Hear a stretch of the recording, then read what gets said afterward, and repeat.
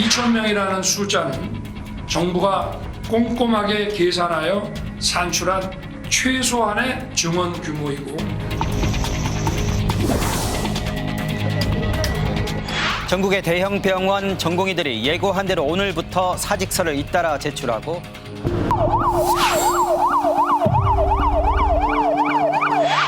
어머니 좀 떠봐요. 어머니 서울로 다시 하는 거예요. 시흥까지 다니는데 없대요. 맥박이 있는 것 같은데. 여기 있어. 맥박 있어. 병원 선정 됐나요? 병원 선정 아직 안 됐어. 병원이 안 돼.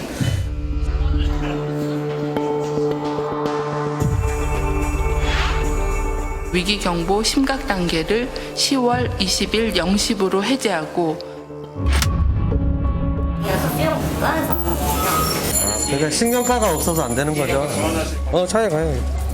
좌측 발목 골절 추정되고 좌측 발목도 좀 개방되어 있는 상태거든요. 혹시 진료 가능할까요? 제 교수 확인했는데 저희가 지금 OS가 안 돼가지고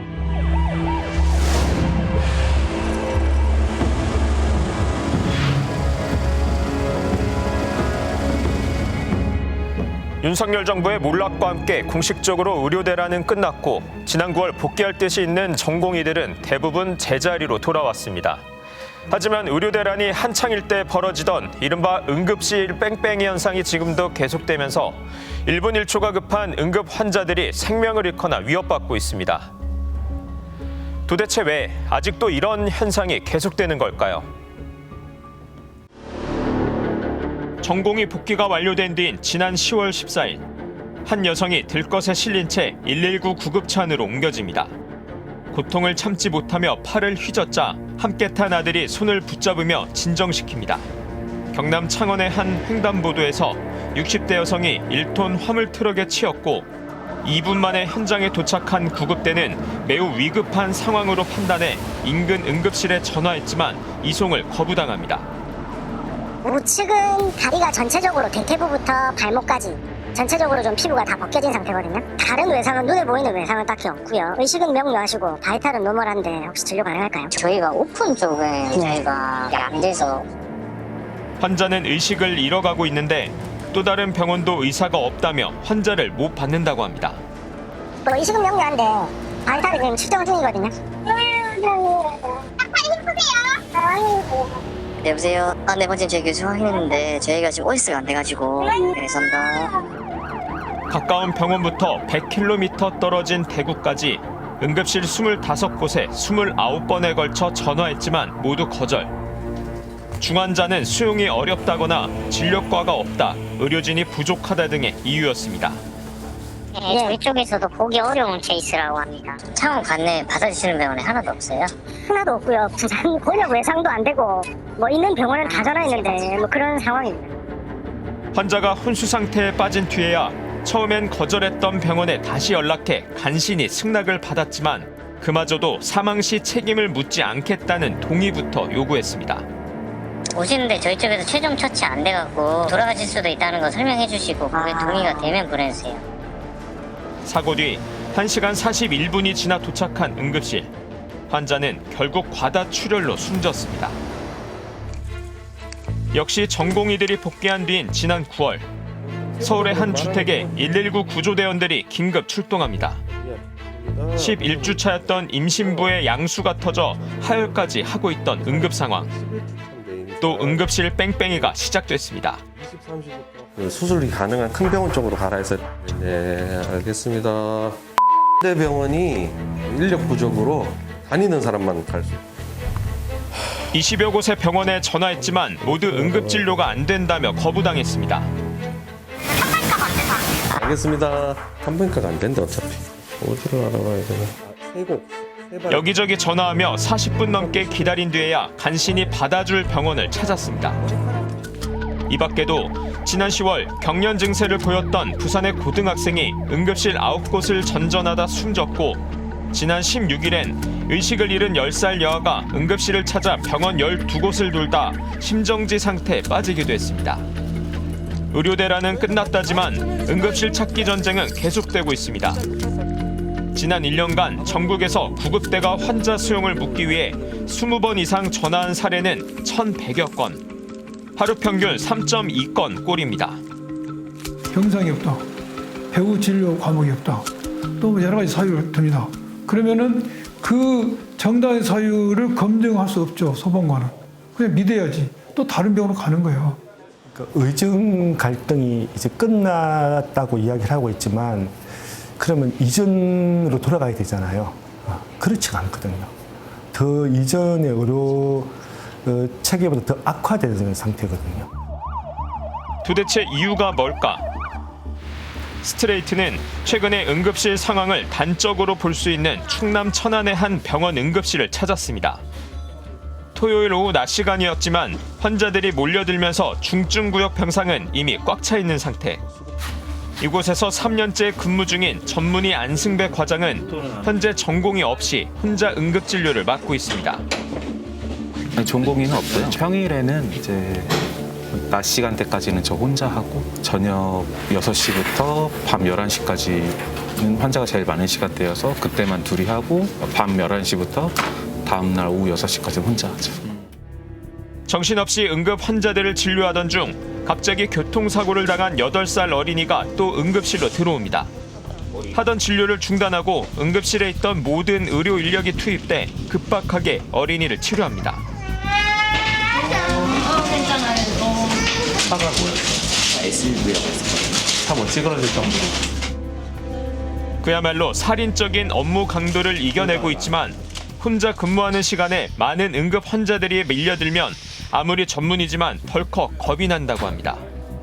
저혈압 환자가 왔는데 와서 처치를 하고 근데 그 사이 또 심정지가 와요. 심정지 환자가 들어오고 내분비 응급 환자가 또 들어와요. 이렇게 몰려오다 보면은 이제 저도 뭐 이러다 나 사고 나는 거 아니야? 좀 겁도 나고. 환자들이 응급실 뺑뺑이 고통을 겪는 가장 근본적인 원인. 일단 응급실을 지키는 의사가 부족하기 때문입니다. 지난 9월 기준 필수 의료 진료과의 전공의 복귀율은 70.1%로 비필수 과목 복귀율 88.4%에 비해 크게 낮았습니다. 신규 지원자 자체도 부족해서 올해 하반기 전국의 응급의학과 전공의 모집 인원은 656명인데 지원자는 절반도 안 되는 276명에 불과했습니다. 응급실 뺑뺑이 현상의 더 중요한 이유는 배후 진료 체계가 무너졌다는 겁니다. 배후 진료란 응급실에서 응급처치를 마친 뒤 해당 증상을 치료할 담당 과에서 수술 등 후속 치료를 담당하는 것을 말합니다.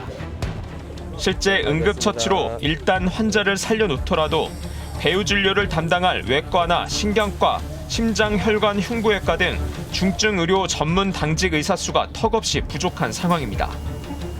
올해 하반기 전공의 모집 결과를 보면 응급의학과뿐만 아니라 심장혈관 흉부외과, 소아청소년과 등 배후 진료를 담당해야 할 주요 전문 과목은 정원의 10에서 40%밖에 채우지 못했습니다. 배후 진료과도 마찬가지입니다. 저희과 같은 경우에도 서울대병원임에도 머리를 크게 열고 수술할 수 있는 뇌혈관 수술하시는 당직 의사는 둘밖에 없으세요. 둘이서 퐁당퐁당 하는 거죠. 그럼 응급의학과나 배후 진료 담당 과목 의사 수는 왜 크게 부족할까? 우선 극도로 고된 업무에 비해 수가가 낮아 개업비에 비해 경제적 보상이 적기 때문이라고 합니다. 외관이라고 하면 무대 가면 예쁜 여자랑 사귈 수 있고 돈을 많이 벌 수 있다고 대놓고 인터뷰해요. 그런 사람들이 지금 의대에 왔어요. 갑자기 의대에 들어와서 엄청난 사명감으로 훨씬 더 쉬운 길이 있는데 그 쉬운 길을 버리고 훨씬 더 어렵고 힘든 길을 선택하기는 어려워요. 또 환자가 숨질 경우 의료 소송을 당하기 쉬워 의사들이 해당 분야를 기피하는 것도 큰 이유입니다. 그 소송에 휘말리는 문제. 그게 해결되지 않았는데 무조건 너네 받아라고 하면은 이거 완전 그냥 때우는 거잖아요. 전혀 나아지지 않았을 뿐만 아니라 의료대란 당시보다 오히려 상황이 더 악화된 분야도 있습니다. 바로 지방, 즉 비수도권의 공공의료가 그렇습니다. 지방의 의사수 자체가 절대 부족한 상황에서 특히 공공의료 체계는 사실상 붕괴됐다고 봐도 무방할 정도입니다. 농어촌 지역 주민들은 그야말로 의료 사각지대에서 건강권을 위협받고 있는데요. 왜 이 지경이 됐는지 대책은 없는지 취재했습니다. 충북의 한 보건지소. 진료실이 텅 비어 있습니다. 환자를 맞이해야 할 공중보건의도 없고 치료받을 환자도 없습니다.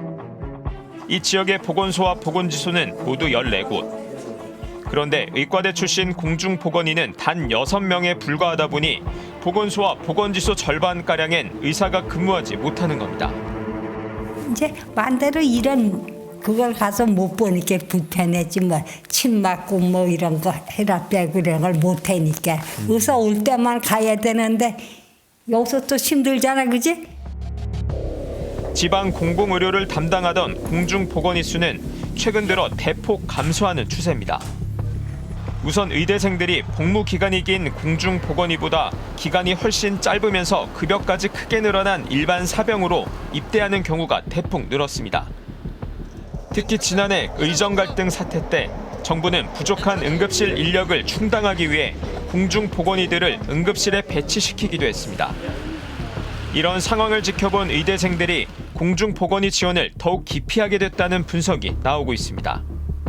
스트레이트가 병무청에 확인한 결과 불과 2년 전인 2023년 267명이던 의대생 현역병 입영자 수는 지난해엔 1,363명, 올해는 10월 기준 2,869명으로 10배 이상 폭증했습니다.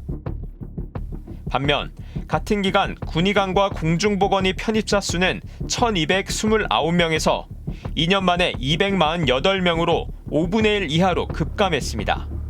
당연히 공중보건의 수가 절대 부족할 수밖에 없습니다. 가장 사실 취약한 부분에 그런 어떤 공보의들이 가서 일을 하고 있는데 뭐 그런 부분에 이제 인력이 줄어드는 이제 이런 문제들, 의사 인력이 줄어드는 그런 심각한 문제가 있다고. 공공의료 분야뿐만 아니라 지방에는 근무하는 의사 자체가 절대 부족한 실정입니다. 치료가 급해도 30분 내에 지역 응급센터에 갈 수 없는 인구가 30% 이상이면 응급의료 취약지역으로 분류됩니다.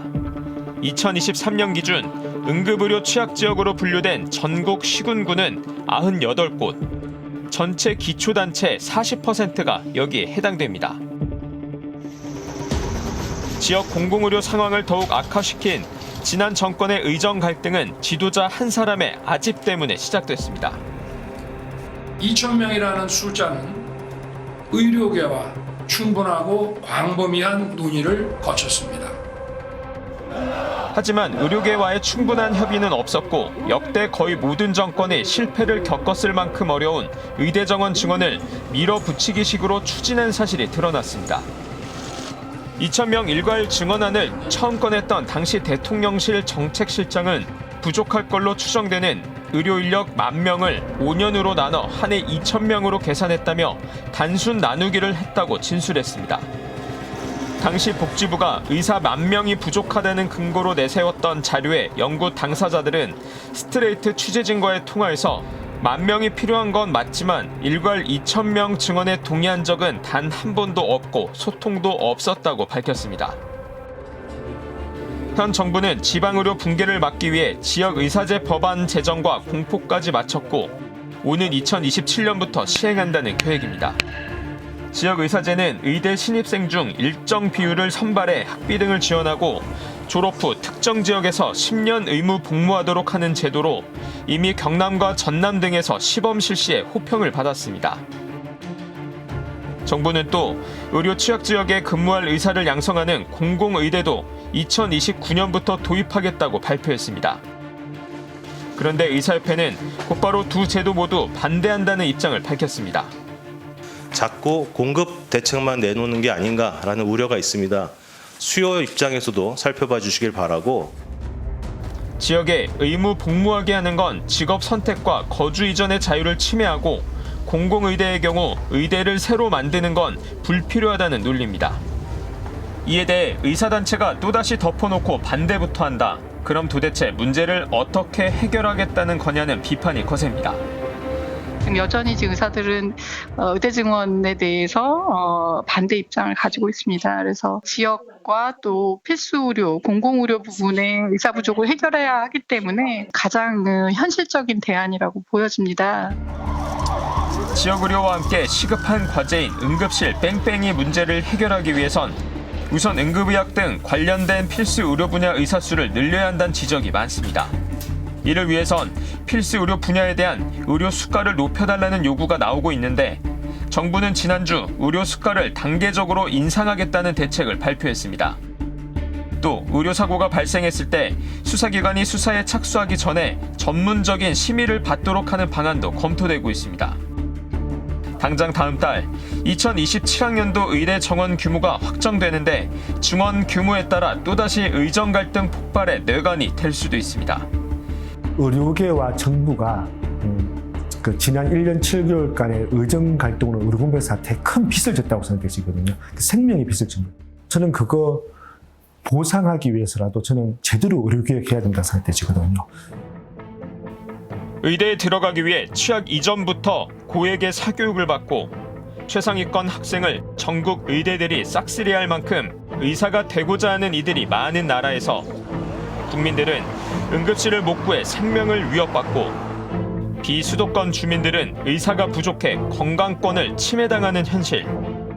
하지만 그 누구도 부정할 수 없는 명제는 의대도, 의대가 배출하는 의사도, 그리고 국가의 의료 정책도 궁극적으로 국민을 위해 존재한다는 사실입니다.